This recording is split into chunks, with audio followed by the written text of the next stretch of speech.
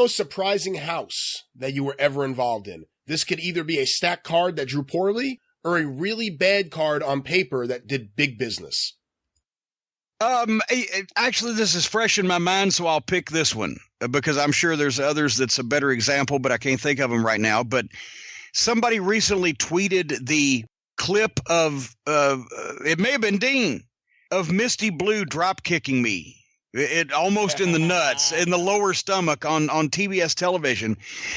But basically, it was Misty Blue and her girls were in for 2 weeks for Crockett.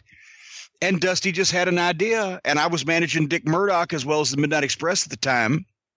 And so he had me come out on TV on TBS and say that I taken a shine to Misty Blue and thought she could be just the female version of Bobby Eaton, and I was going to teach her how to come off the top rope. And we get in the ring, and I'm showing her how to do this and everything, and all of a sudden, I turn around, and she drop kicks me, and like I said, almost in the nuts. She almost got me, but it was in the lower stomach.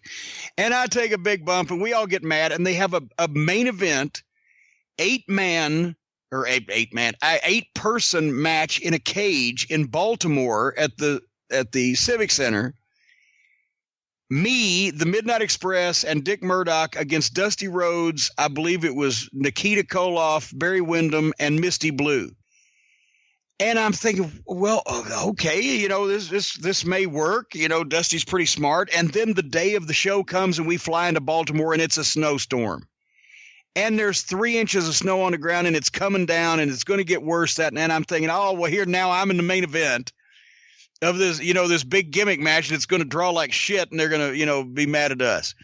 And we got there. It did like $103,000 in Baltimore in the snow, which was almost 10,000 people in those days in the snow.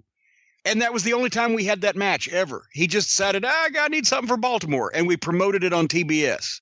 So that was an example of, I was pretty sure it was going to suck, and it turned out great. There's been many. I can't even narrow it down to one where I thought it'd be great and it sucked. Gary Juster must have been happy.